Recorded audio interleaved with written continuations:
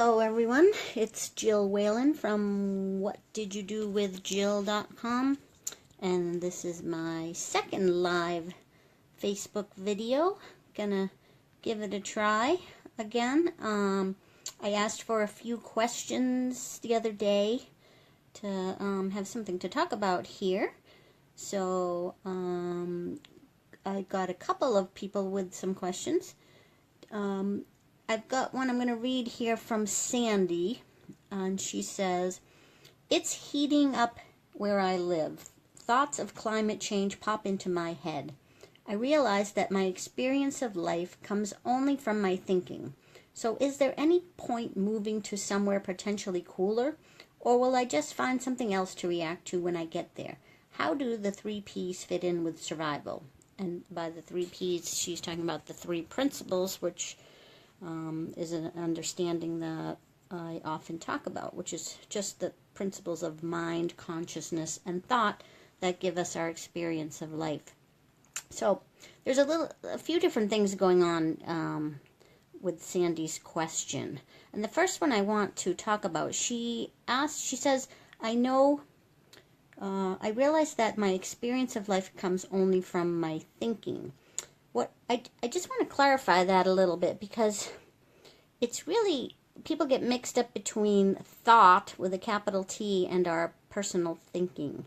Our experience of life technically comes from thought coming through us. We can't experience life directly.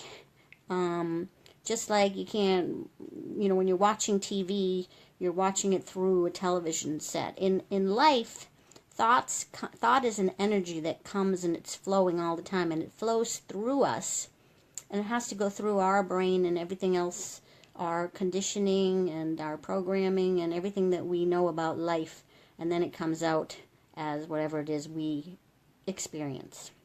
So it's not exactly the same thing as experiencing our thinking, and it's a slight distinction, but it's important because it makes things a little bit different when you think of it that way. So in terms of that, yes, no matter where you go, you're going to be experiencing your reality through thought, because everybody does. It's the only way to experience things. In terms of global warming or climate change, I'm no expert on that, but if where you're living is warmer, as far as I understand climate change, it's not something that suddenly 20 degrees is going to happen and you're going to go up, and things are going to heat up that much. It's a tiny little increment that potentially over time could get warmer. So in terms of where you live being hot, I don't think that's going to make a difference for climate change. Now, I'm, again, no expert, so maybe I've got that wrong. But, if you're thinking about climate change is making you nervous for the world overall, or you believe it is, that's a different story. And all I can say about that is, yeah, it is your thinking about it.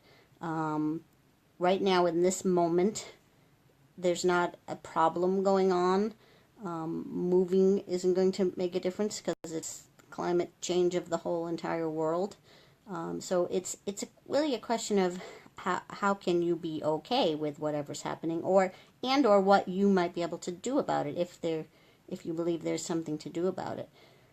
Just like with anything that bothers us in life, if we have no control, we either have to find a way to figure out what we can do to help, or we can figure out, or we can learn to accept whatever it is. And as soon as we can drop any preconceptions we might have about things, we can then get ideas about how we might do something about it. So if there is certain things you feel you can do in terms of climate change, if that's bothering you, then, when your mind is clearer and you've settled down, that's when things might come to you that you could maybe help with the situation, and then you won't necessarily feel so helpless.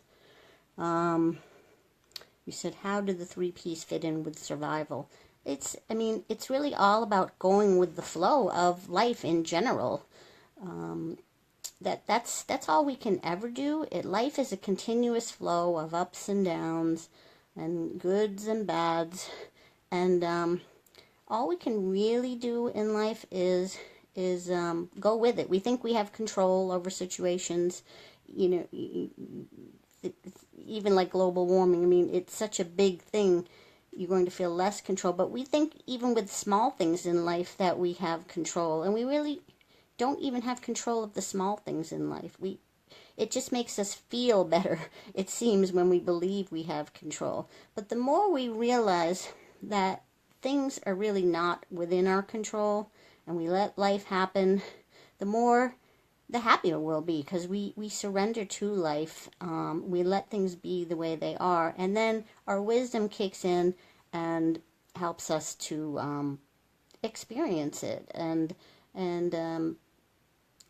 just, you know, feel it just helps us to feel better through life. When you can really see flow when you're like playing a game like tennis. I really noticed the flow when I play tennis, because I see if I get caught up in my thinking, suddenly, you know, I can't hit the ball correctly. If I just forget everything that was on my mind and just play, like suddenly I'm hitting the ball, it's going where I want it to go, and it just happens. And it's the same with writing or any creative endeavor. But it's the same, it's really what we want. We can feel it with creative things, but it's the same with just anything in life. We just have to go with the flow.